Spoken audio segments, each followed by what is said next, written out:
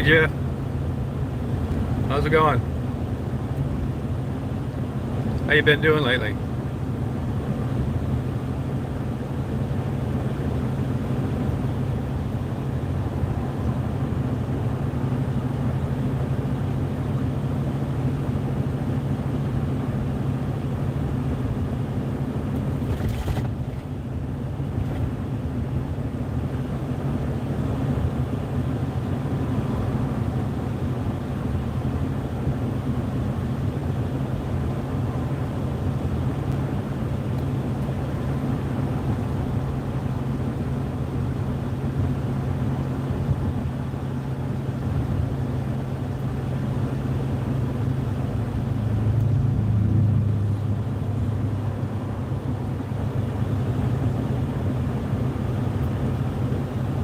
Hey Ryan, this is 20 going west on about 90 miles east of Atlanta. Yeah, it's gotten a lot better, man. I had that damn COVID for about 2.5 weeks. About killed me. Man, I didn't think I was going to pull out of that stuff. After all this time, I finally got it.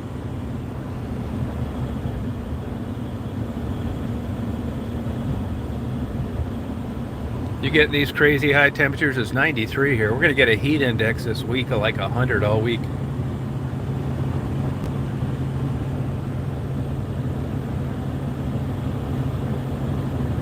They don't mind interviews. They just don't want you referencing drugs, illegal or legal anymore. Which to me, I mean, kind of, defeats the whole purpose of why you're interested in people being out there and what they take and how much of it and that kind of thing. But YouTube doesn't want any drug talk, even legal drugs, prescriptions. If you do interviews, what I would suggest is just, do you have a substance abuse issue or not? Yes or no, and leave it at that.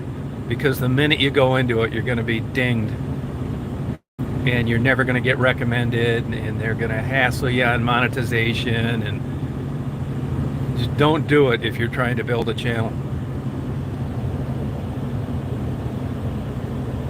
Yeah, thank you, Jeff. They don't seem to, but I expect any day for the foot to drop on the prostitution interviews too. Because now, if you upload a video, in the old days, right, it's evolved.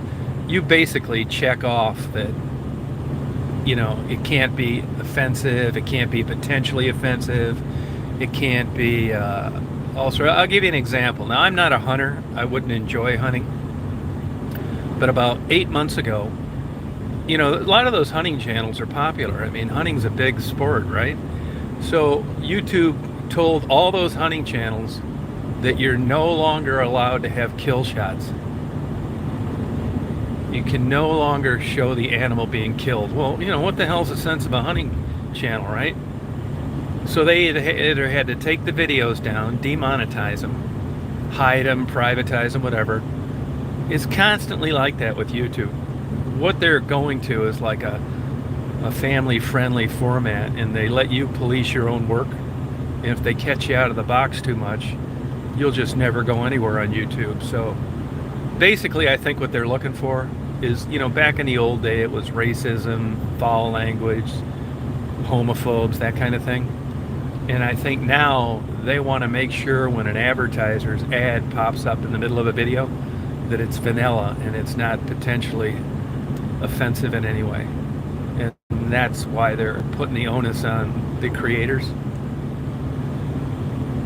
I mean, basically, it's a mega digital advertising platform, and that's what their shtick is.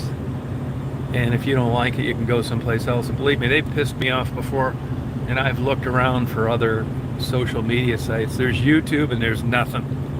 There are other sites out there, but the search engines are crappy. Nobody watches them. So that's just kind of the way it is. No, I do the same thing, adult content. Yep, same thing.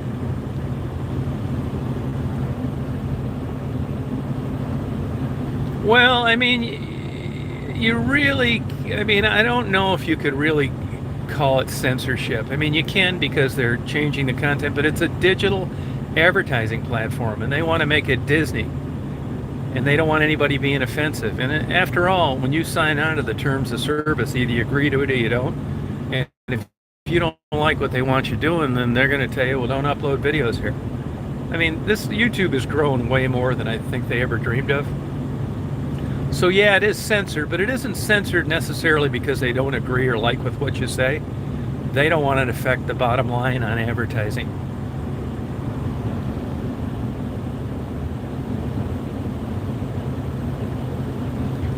When you get on YouTube and you start to get a following, these people come out of the woodwork. It doesn't matter what you do.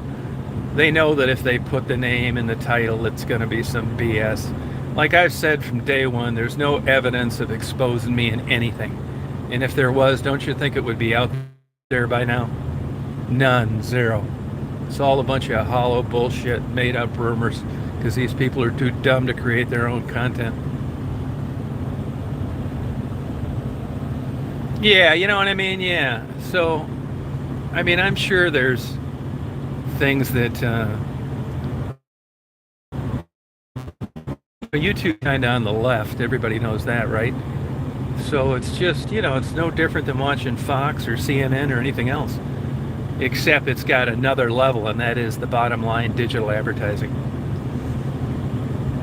Well, what happened? I mean, it eventually, you know, people found the interviews with the prostitutes interesting, and that worked for a long time. YouTube recommended me for years on those, and then they changed their format and they quit recommending me. And once you're not recommended on YouTube any longer, what they'll do to you is they'll say, well, don't worry about it, your full content will be available to premium members. Yeah, well, that's true, but what they don't tell you is there's less than 20 million of those, which is nothing in the whole scheme of things. It's hard enough to get somebody to watch your videos even when there are no restrictions. So when you get into the premium content membership group, it's nothing. It's just a fraction of what the whole piece of pie is, and you're basically dead in the water. Now people will say to you, well, I see videos all the time where they're talking about drugs, they're talking about this, that's true. But if you don't monetize them, you can basically get away with murder, because they're not sending any digital advertising to you. You're not going to be recommended. And like I said, that's where the money's at. So if you decide to opt out of being monetized, yeah, you can upload whatever you want, but don't expect to go anywhere. Hey, Jackie. Well, I don't know if you can tell. You can tell you're not recommended by your numbers. I mean, if you look at, I think I've got 185,000 subscribers. That all came from prostitution interviews. 99.9% of it. I mean, I had 100 subscribers for like 5 years. And then the videos kind of took off because YouTube recommended them. And unless you've been recommended, you really wouldn't notice that you weren't being recommended anymore. It has to be some content that now is vanilla, it's all gentrified, it's all positive, you're not offending anybody. So I think back in the day when, you know, I got all those subscribers, people found the content interesting, and YouTube thought, well, okay, we're not forcing anybody to click on this. If you find these interviews interesting, have at it. Well, they don't treat it that way any longer. They treat it like it's offensive to people that are paying them good money for their ads. So yeah, and you can tell when you're not, like, my numbers are so down, it's ridiculous. I don't really care. Like I've said all along, it was always a hobby. I mean, I know where the money's at, and I never really chased that. I mean, when the interview thing started to go south and Detroit changed, I knew that I could go down there anytime and talk to the people. But, you know, after a while, you can only go to the well so many times. Once I've interviewed a particular person maybe 2 or 3 times over the course of a couple of years, I mean, it just gets to, what are you going to talk about? I mean, I never really chased views or subscribers. I mean, it's nice to have community involvement, but I never, you know, followed the money. I just didn't do it. Hey, Faye. Hey, Elaine. YouTube's a weird company, man. I have like zero confidence in them. I don't trust them at one bit.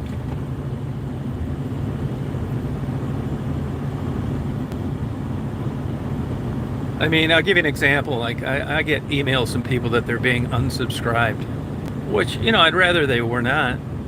But I know it happens because I get emails about it.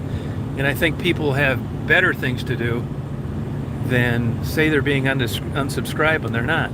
And I've went round and round with YouTube about that. You're constantly barraged with these ideas on how to build a channel. And then you'll realize after a while how full of shit they are and how they don't pay any attention to anything that you say. An example is people getting unsubscribed. And after, going to them 2 or 3 times and talking to some artificial intelligence in Taiwan that asks you the same question over and over, you realize that it's just one big giant automated mess, and it's easy to fall through the cracks.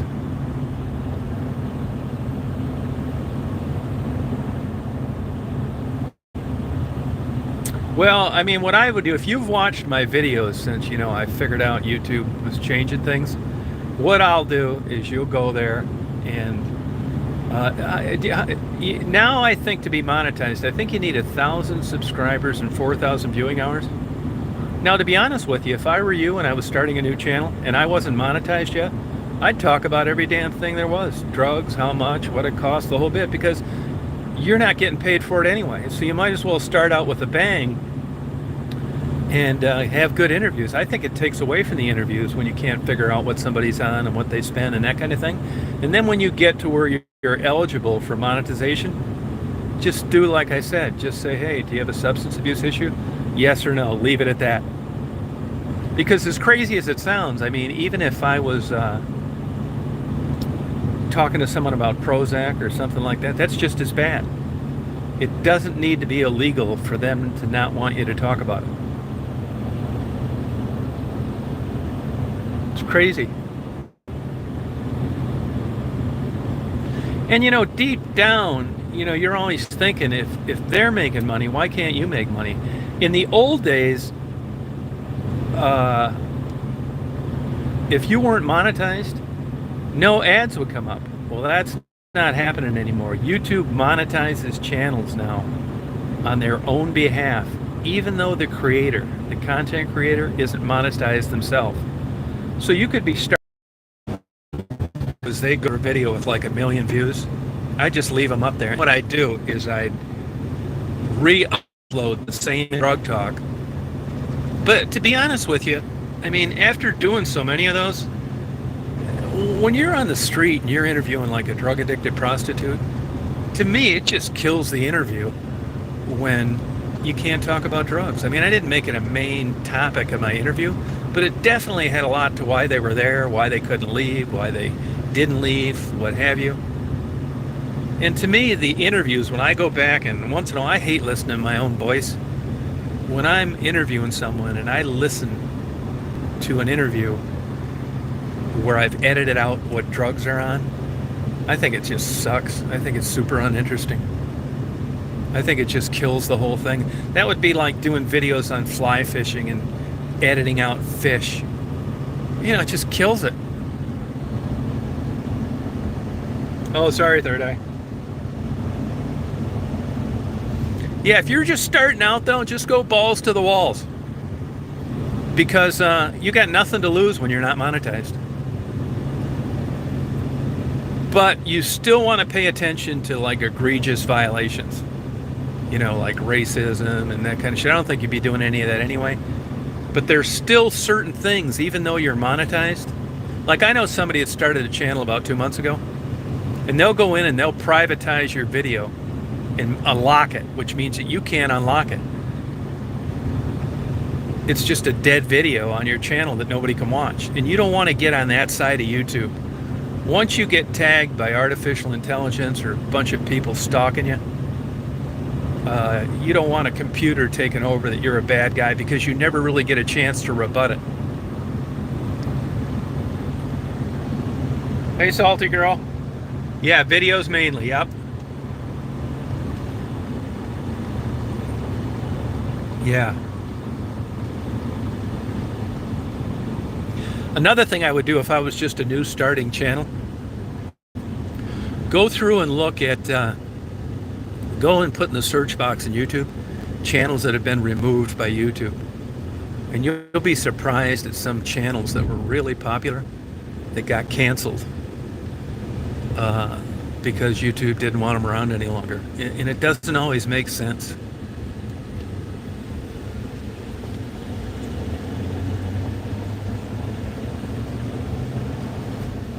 Hey, Mary.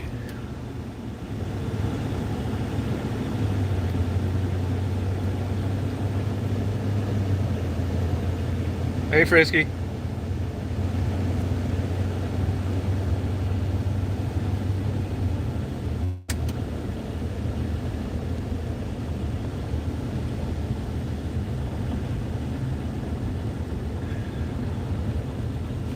There were a couple of horses running down the street the other night. They had the reins on them, but they didn't have saddles on them.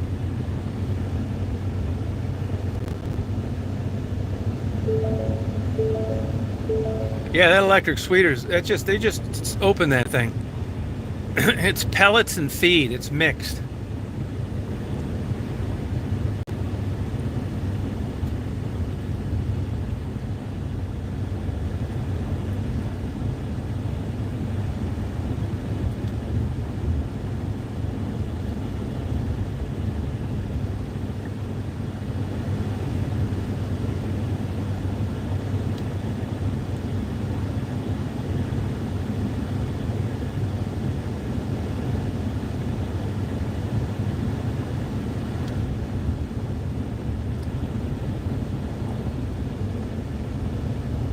Hey, Cindy.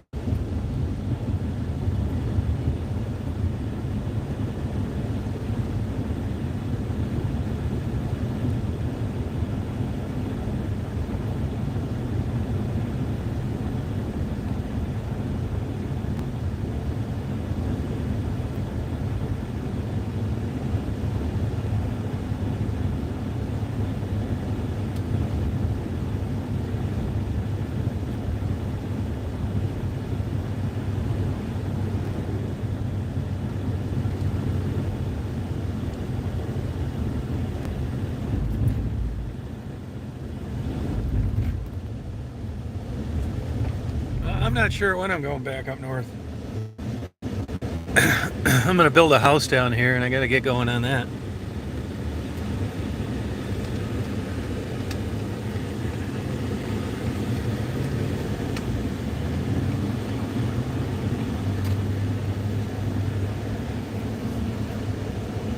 Yeah, I'm finally feeling better, yeah. Took a while, though, I'll tell you that.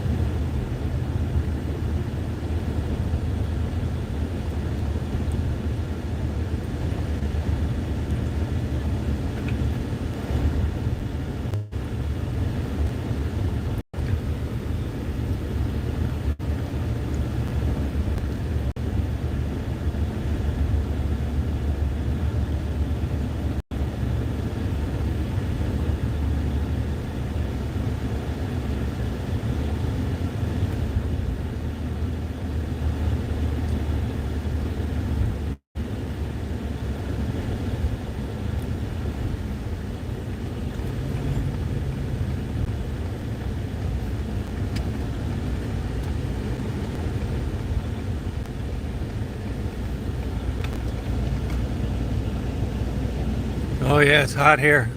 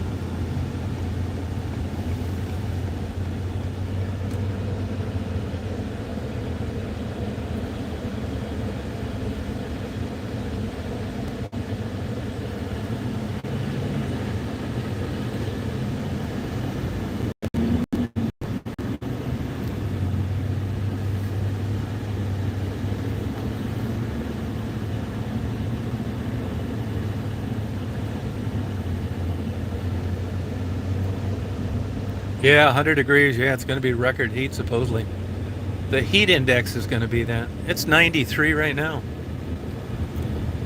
Crazy. I never say this.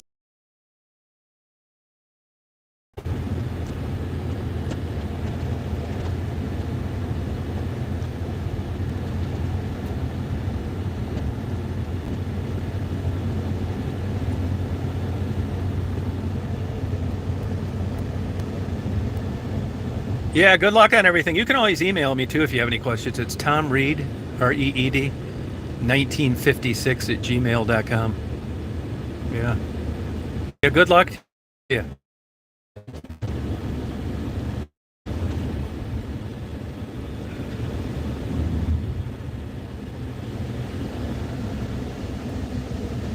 Yeah, humidity is a killer down here. Here it's super quiet around here. You can't hear anything at night. Nothing. No noise.